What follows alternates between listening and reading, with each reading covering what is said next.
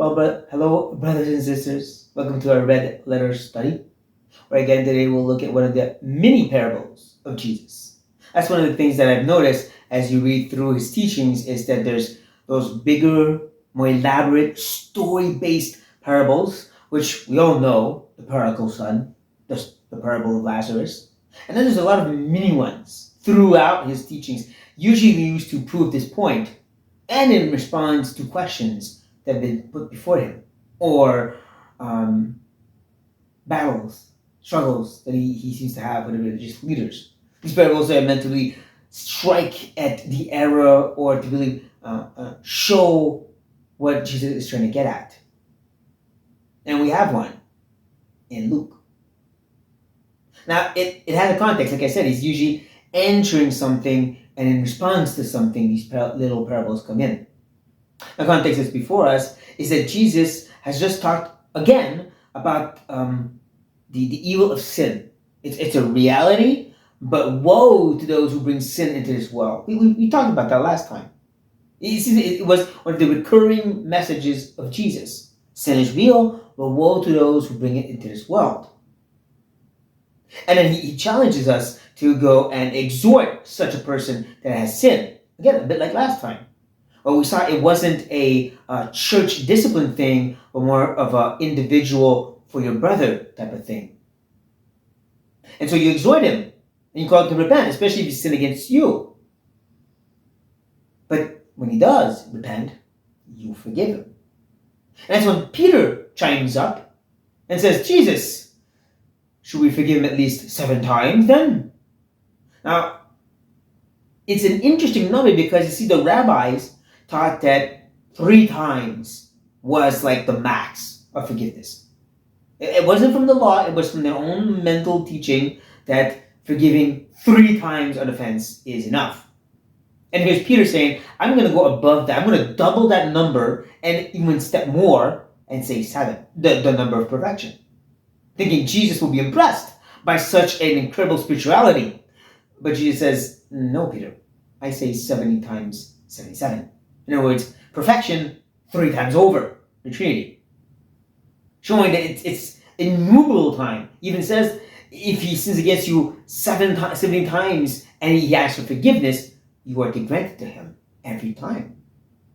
That's what pushes the disciples, probably Peter again, to say, increase your faith.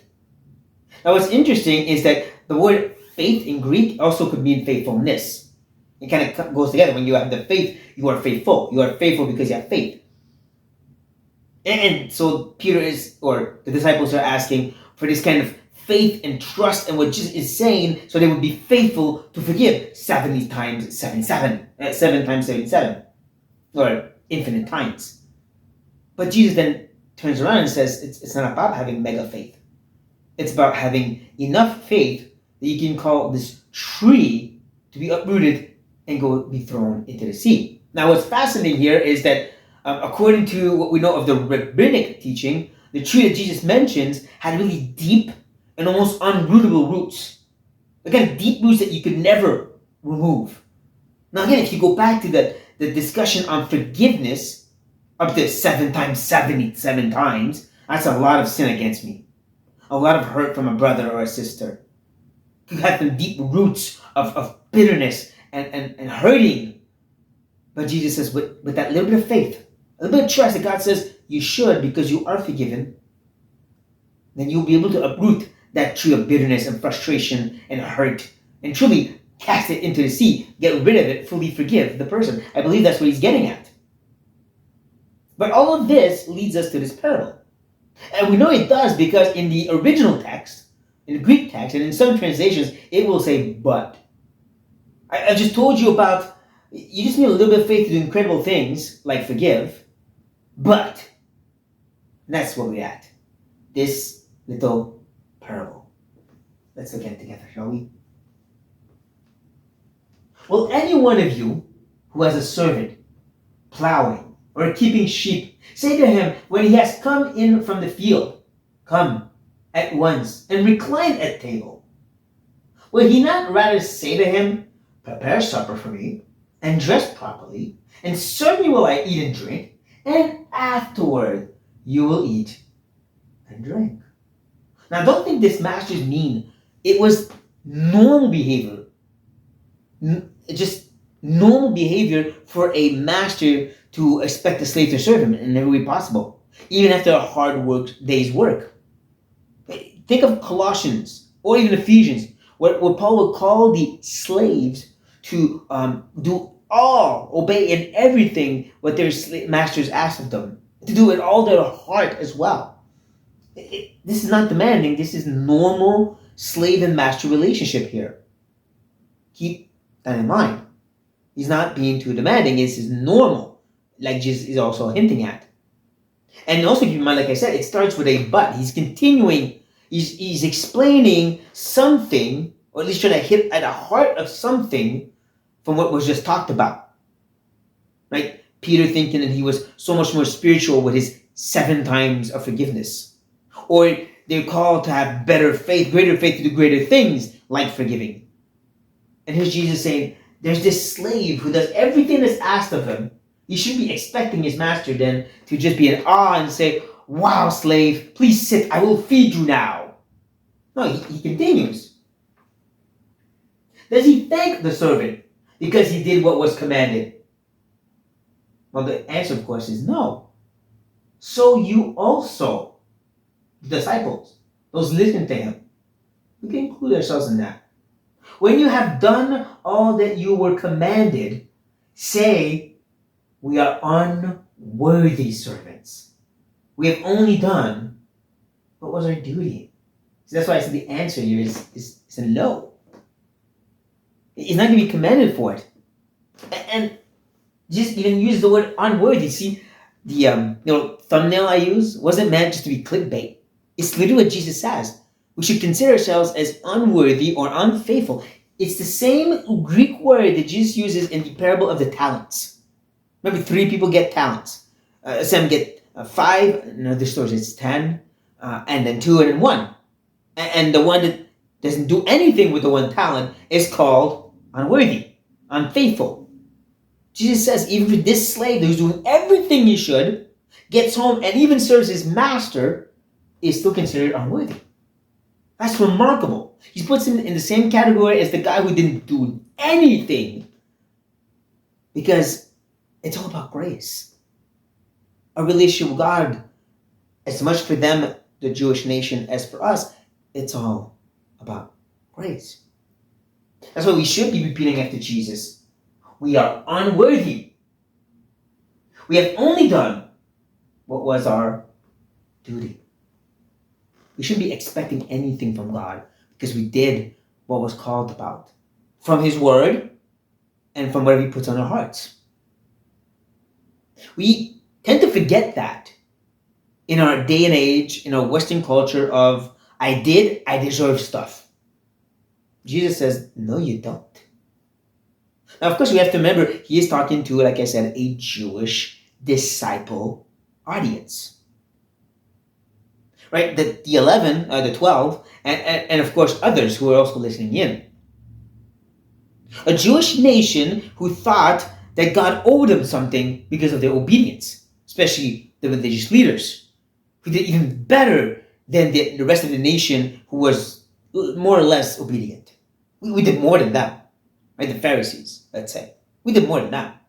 We deserve more. Jesus says, no, you don't. You're unworthy. You've only done your duty.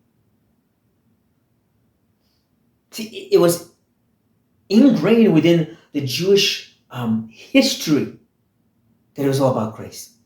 We misunderstand the Old Testament and the first covenant because we think it was about works righteousness. No, it wasn't. It was always about faith and grace. God, in His gracious love, pulled them out of slavery, just like He pulled us out of the slavery of sin and the devil and death. He pulled them out of the slavery with a strong hand, kept them, protected them in the desert wanderings, even sanctified them through it, like He sanctifies us, and brought them into the promised land, like He will bring us into the new Jerusalem, the new heavens, and the new earth. It's all of grace. It was for them. The law was given to them to keep them faithful in this new relationship. The parameters given to them to keep them faithful in this new parameter. There was certainly an aspect of blessed and cursed, but that was about them, not about God. You will bless yourself or you will curse yourself, but before God, God was never a debtor to that. Now, if you do, I have to do something about it.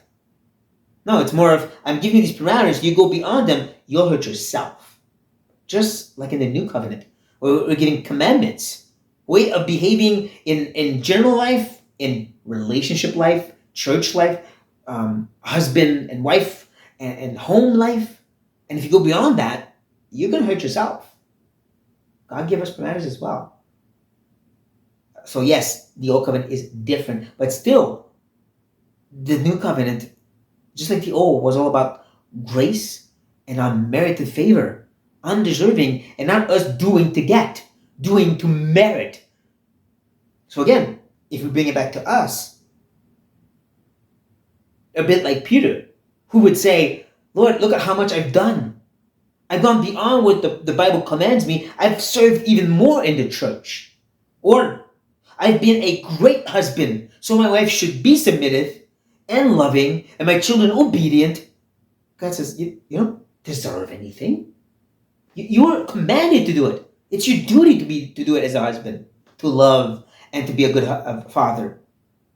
But the whole idea that there will be rewards for that, no, I don't owe you anything. Again, you're an unworthy servant. You've only done what was your duty. You merit nothing. Man, do we need to hear that this day and age? It wasn't just for them. It's also for us. We need to be reminded of this little parable. Tell it to ourselves and, touch your neighbor and say this to yourself instead of the whole God loves you thing. Say this to yourself instead on a regular basis. And then add, of course, but God is gracious to me, unmerited favor and merciful to me. He is the master that will actually get on his knees and serve me and wash my feet, not because I did right, because he is a loving and compassionate and good God. Let that sink in, brothers and sisters, and remind yourselves regularly, you're only doing your duty. God owes you nothing. He's gracious, that's it. And there's no, brothers and sisters,